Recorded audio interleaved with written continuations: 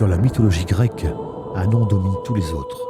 C'est Zeus, le roi des dieux, le maître du tonnerre, symbole de puissance, mais aussi personnage complexe, parfois colérique, parfois protecteur.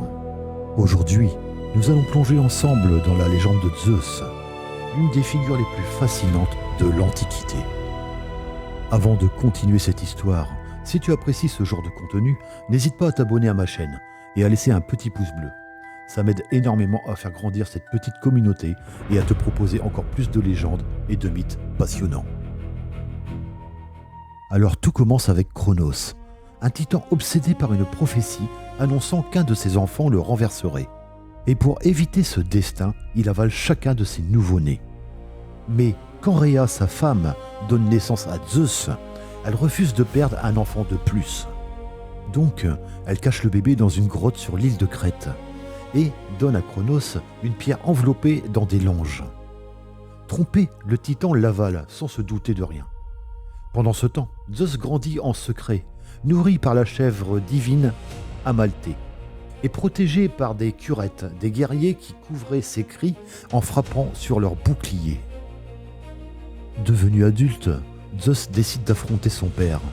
Avec l'aide de Métis, une déesse qui est très rusée, il fait boire à Cronos une potion qui le force à régurgiter ses frères et sœurs.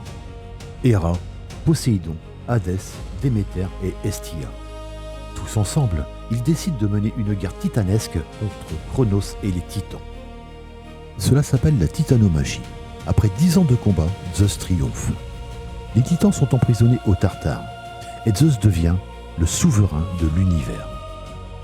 Habitant le mont Olympe, Zeus règne sur les dieux et les hommes. Son arme est la foudre. Elle fut forgée par les Cyclopes. Il veille à l'ordre du monde, punit les parjures, protège les voyageurs et impose la justice. Mais il n'est pas parfait.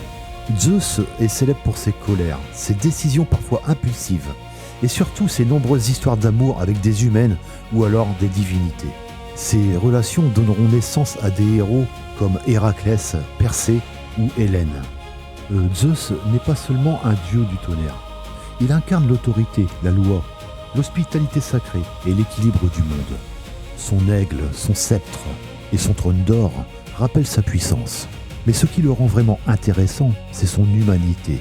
Il doute, il se met en colère, il aime et il se trompe. En conclusion, on peut dire que la légende de Zeus est avant tout celle d'un enfant sauvé de l'ombre, devenu le maître du ciel. Un dieu qui impose l'ordre, mais qui reste profondément imparfait, traversé par les mêmes passions que les humains qu'il gouverne. Et c'est cette dualité, cette puissance absolue et cette fragilité très humaine qui font de lui une figure aussi durable. À travers les siècles, Zeus n'a jamais cessé d'inspirer les artistes, les écrivains, les philosophes et même la pop culture moderne. Il incarne l'idée que même les plus grands doivent lutter contre leur destin, leur faiblesse et leur choix. Et c'est peut-être pour ça qu'on continue à raconter son histoire aujourd'hui. Voilà, si cette plongée dans la mythologie grecque t'a plu, n'hésite pas à liker, à t'abonner et à me dire quelles autres légendes tu voudrais découvrir. Allez, on se retrouve très bientôt pour un nouveau voyage au cœur des mythes et des légendes.